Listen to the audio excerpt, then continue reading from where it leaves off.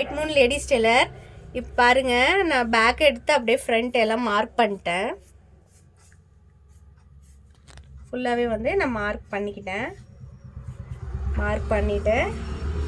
இப்போ ஃப்ரண்ட்டோட அளவு நான் வந்து அப்படியே மார்க் பண்ணிக்கிறேன். இப்போ நான் வந்து ஃப்ரண்ட்டு ஃபுல்லாகவே ஃப்ரண்ட்டை வந்து நான் மார்க் பண்ணிட்டேன். ஆக்சுவலாக என்னோடய ஃபஸ்ட்டு வீடியோலேயே ஃப்ரண்ட் எப்படி மார்க் பண்ணணும் அப்படிங்கிறத நான் உங்களுக்கு வந்து போட்டிருப்பேன்.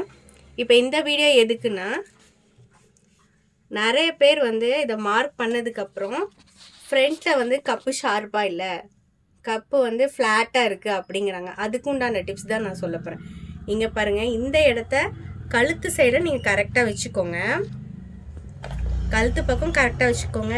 இந்த சைடு கப் சைடு பிடிக்கிற இடத்த நீங்கள் கொஞ்சம் சேர்த்திக்கணும், ஒரு 1/4 இன்ச்சு. இப்போ இதை வந்து கிராஸாக போட்டுக்கோங்க. இப்போ நீங்கள் வந்து இதை கட் பண்ணி தைச்சிங்கன்னா உங்களுக்கு வந்து கப் சைஸ் கரெக்டாக வரும்.